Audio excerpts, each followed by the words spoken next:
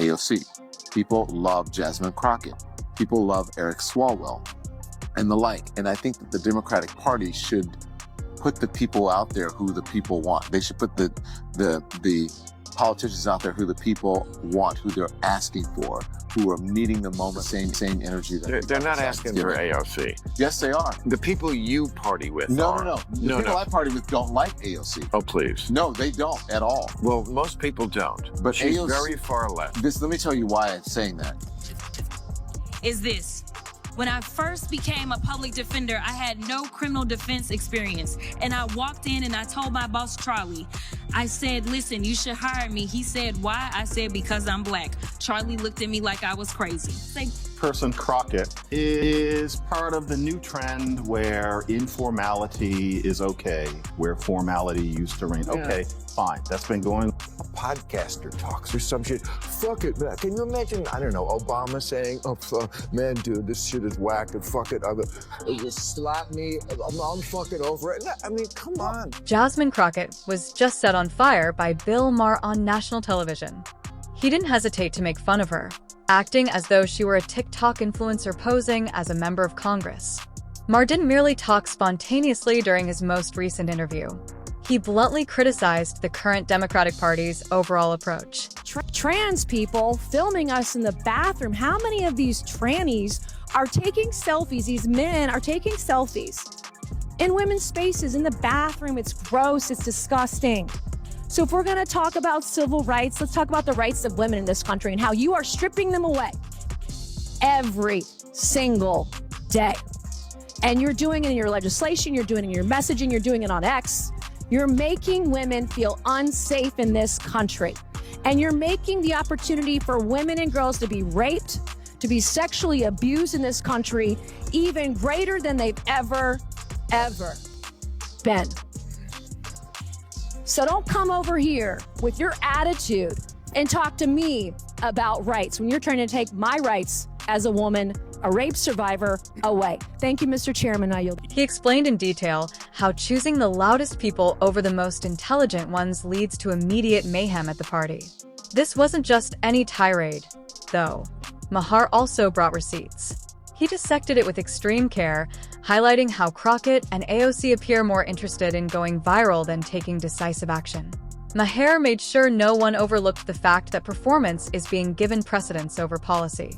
How we got there, because I tried to make it clear how many civil rights, it doesn't just boil down to one conversation, but I can see that somebody's campaign coffers really are struggling right now. So she gonna keep saying trans, so that people will feel threatened. And child, listen, I want y'all to I am tell no me child. whether or Do not call me a child. I am no child. I don't even find find out I am a grown which woman. of those I'm 47 years emails old. I have broken actually more glass have ceilings than you Chairman. have. I Order, am please. reclaiming my Let's go. time. You will not do that. Order. I am not a Chairman, child. I am reclaiming my time. If you want to take it outside, Mr. Chairman, the committee is not Okay. in order. All right. Order. Point of order. Order. Chair recognizes Ms. Crockett. No, point of order, Mr. Chairman. State your point. Is it allowed in the rules for a member to incite violence against another member? I mean, she wants to take it outside with. Hey, I have the First Amendment right too. And so I'd like those words to be taken down. I am moving to have words taken down. I believe it's against the rules. Going outside doesn't violence incite violence. another You have a conversation that isn't. The committee will interrupting suspend. the The member will state the words he wishes taken down. But wait, it gets even more juicy. Crockett was directly targeted by another visitor who leaped in. No political correctness or sugarcoating as she saw it, she called it that. Truth bombs are flying left and right. All of the sentences were mic drops. There is only straightforward critique directed at Crockett's entire performance, no sidestepping or babbling. And Crockett does exactly what folks have come to expect when she eventually reacts. Bam. She avoids responsibility, raises her voice, and turns everything into a wild show. When someone reaches 40 and still believes that being loud equates to leadership, this is exactly how it appears. It's embarrassing rather than empowering. And this influencer-style politics could blow up in everyone's face if the Democrats don't change course quickly. It was now Don Lemon's turn to enter the ring following everything that had transpired. AOC, People love Jasmine Crockett. People love Eric Swalwell and the like. And I think that the Democratic Party should put the people out there who the people want. They should put the politicians out there who the people want, who they're asking for, who are meeting the moment with the same energy that they're not asking for AOC. Yes, they are. The people you party with No. are. The people I party with don't like AOC. Oh, please. No, they don't at all. Well, most people don't. But she's AOC, very far left. Let me tell you why I'm saying that. Because because people will vote for AOC and Donald Trump on the same ticket. Because they're authentic. No, because they're authentic. Okay. That done. I think you're wrong about that. What people like about people like Trump and Fetterman phony. is because it's irrelevant to her life. But to her life.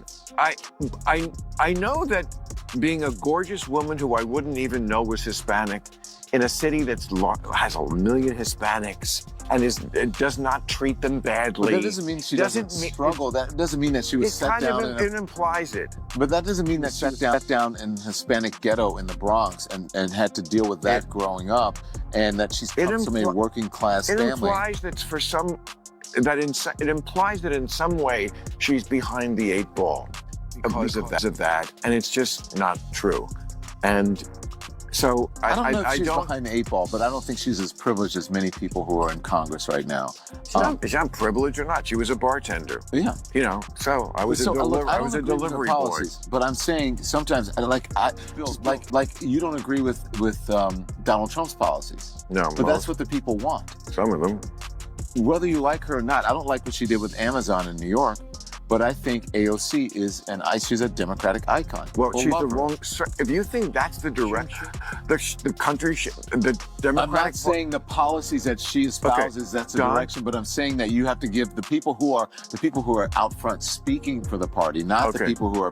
If you think she's evolving, yeah, she's evolving, and as we all are, and she's moving into right. She understands the game a little bit more, and if you notice, she is sort of becoming a sort of normal kind of Democrat in many ways. Yes. I think she's evolving. Okay, great. She's a very smart tactic. She's very smart. Let's get behind that. Another one. Whoa, he was smoked.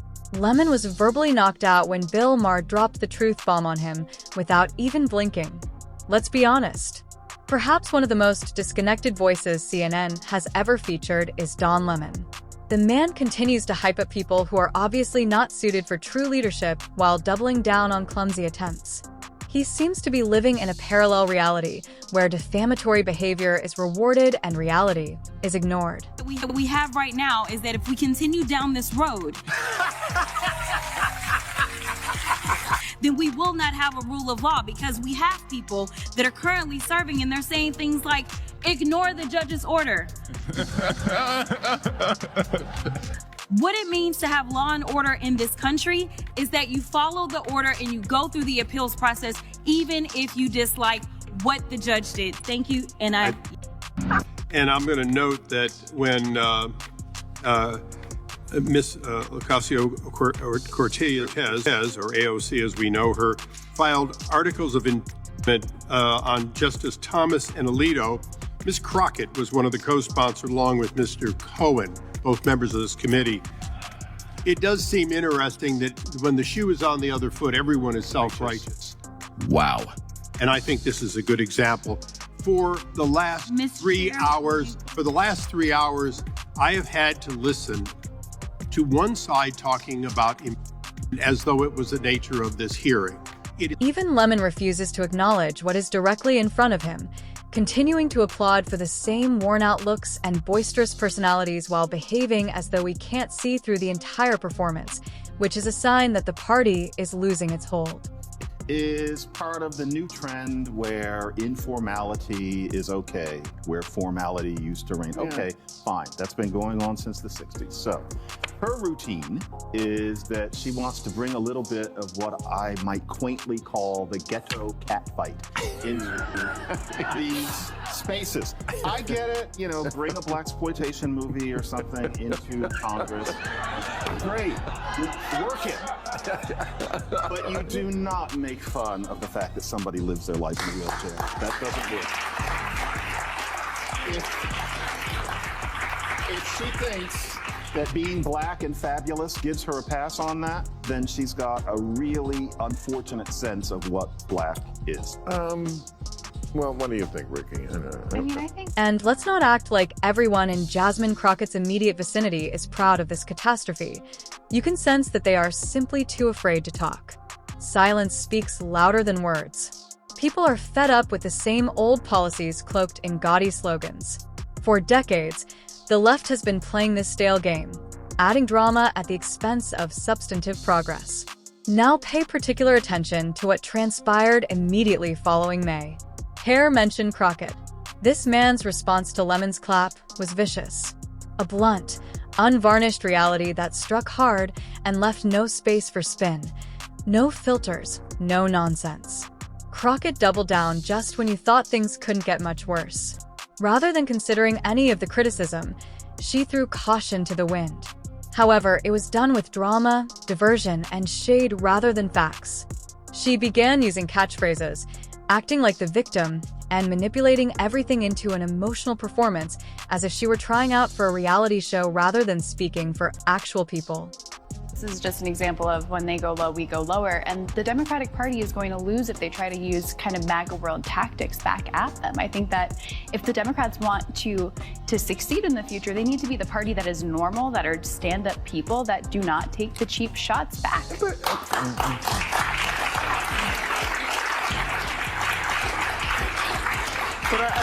I don't know. I'm not that upset about it. I'm really not. You know why? Because I'm a big fan of Family Guy. And they have... Am I wrong?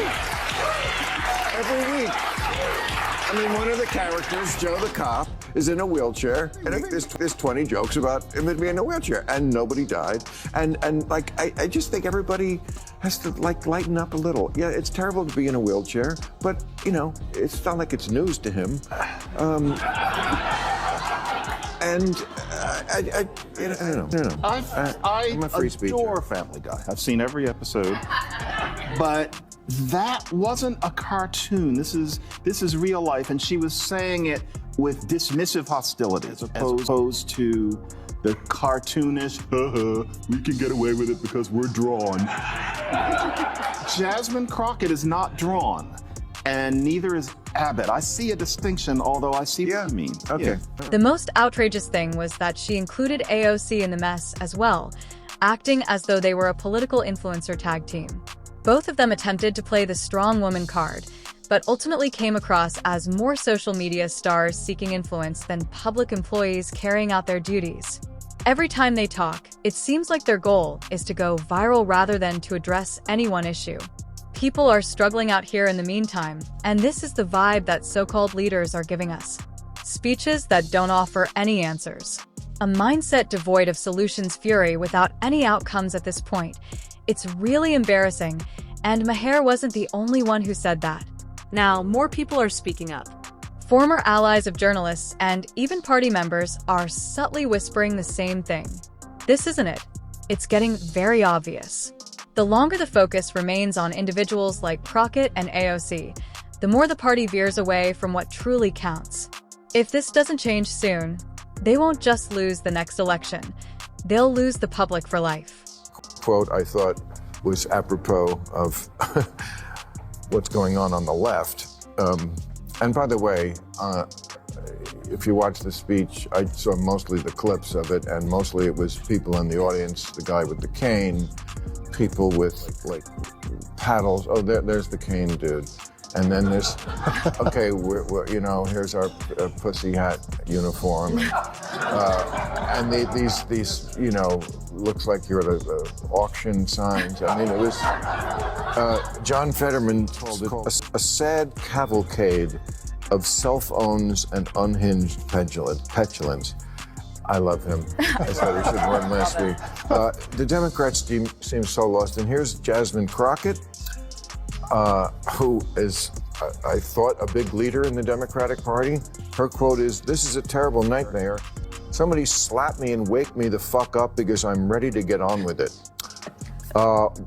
on with what would be my first question. And also, this is the way this is like how a podcaster talks or some shit. Fuck it, man. Can you imagine, I don't know, Obama saying, man, dude, this shit is whacked, and fuck it, just slap me, I'm fucking over it. I mean, this is where things start to go south.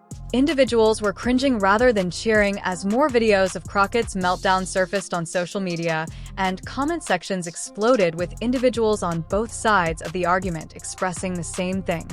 Is this truly who is now representing us? That definitely sums it up. People who have been Democrats their entire lives are watching this circus and feeling totally alienated. Now, voters who genuinely cared about justice, policy, and advancement are left to watch TikTok-style outbursts unfold on national stages. Instead of being a genuine political discussion, it seems like the entire event evolved into a live stream spectacle